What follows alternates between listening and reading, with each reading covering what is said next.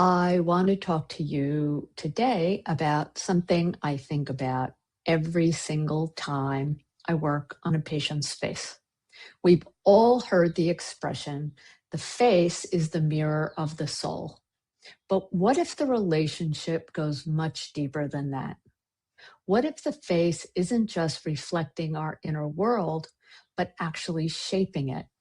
Today, I want to explore what I call the emotional feedback loop of the face, the bidirectional conversation between our expressions, our nervous system, our organs, and our chi. I want to show you why this matters profoundly, both as acupuncturists and as people living in a world that is increasingly interfering with that loop. Let's start with the Western research because it's very fascinating and it directly validates what Chinese medicine has understood for thousands of years. In psychology, there is something called the facial feedback hypothesis. The basic idea is this. Your facial expressions don't just communicate your emotions to the world, they actually generate emotional states within you. The face sends signals back to the brain.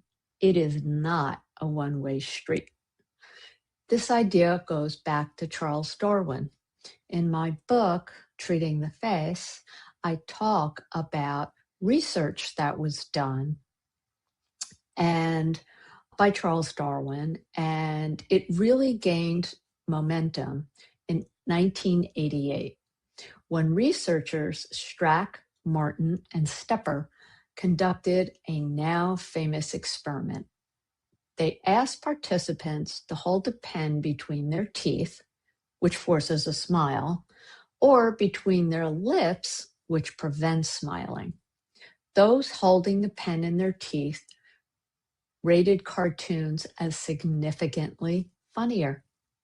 They were smiling without knowing it, and their brains responded accordingly. A large international study published in Nature Human Behavior, nearly 4,000 participants, 19 countries, found that when people deliberately mimic a smile, it amplifies and even initiates feelings of happiness. Think about what this means clinically. The muscles of the face are not just motors for expression. They are afferent transmitters, sending information back to the brain, back to the nervous system, back to the organs. When we activate the corrugator muscles, the muscles that are between the eyebrows, we don't just look concerned, we begin to feel concerned. Now, here's where it gets really interesting for our purposes as practitioners. Botulism toxin, known by the brand name Botox, Dysport, Xeomin, works by paralyzing the muscles of facial expression. Researchers have used this as a natural experiment to study what happens when you interrupt that feedback loop, and the results are striking. When people see a happy or angry face, they unconsciously mimic that expression. But Botox prevents that muscle reaction, and it scrambles the brain's ability to interpret other people's emotions. In one study, people who were using Restylane, which is a filler, not a muscle paralyzer, read emotions with 77% accuracy. Botox users, only 70%. We don't just see someone else's expressions, we mirror it micromuscularly, and that mirroring is how we understand what they feel. If you paralyze the muscle, you lose part of your emotional translation system. Research also found that Botox to the crow's feet, those little laugh lines on the sides of your eyes, was associated with increased depression scores and reduced emotion recognition. freeze the muscles of a real smile. So you only get those when you're smiling really big, like a genuine smile. And when you freeze them, you reduce the feedback that tells your brain you are experiencing joy. There's a paradox here, though. If you use Botox in the glabellar lines between the eyebrows, it can actually reduce depression because you can't frown deeply and they receive less negative feedback associated with worry and sadness. So in some cases, Botox reduces depression, but it also reduces the full range of emotional experience. It creates what I like to call emotional flattening. If you lose the lows, you also are going to lose some of the highs, and you lose your ability to fully read the people around you. As acupuncturists, we need to know that when we're treating patients, if they've had these sorts of injections, it can affect them.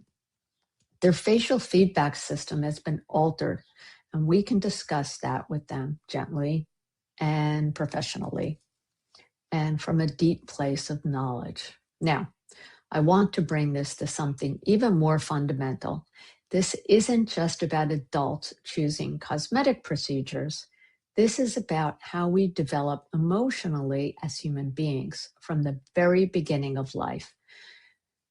When children are very young, newborns, they are going to show a preference for their mother's face within hours of being born. Newborns only hours old have been found to copy facial expressions, making an O with their lips or sticking out their tongues. This is remarkable because they've never seen their own face. They are not learning through language. They are learning through instruction. They are learning through mirroring through the face. Research published in scientific reports found how much a mother mirrors her baby's face in the first 2 months. And the mirroring that goes on between the mother and the child and how much mirroring occurs actually shapes the baby's developing neural pathways and their ability to process expression for years to come. Mirror neurons may be central to this process. When we observe an emotional state in someone else, the mirror activity occurs in our own emotional center. We feel a version of what they feel through our face. So think about what happens in a family where expression is habitually suppressed. When parents chronically hold tension in their jaw, guard their brow, tighten around the eyes, children are literally learning to hold these same patterns in their own faces. And those muscular patterns are sending feedback to their developing nervous systems, shaping how they experience and regulate emotions for decades. This is not abstract. This is psychology.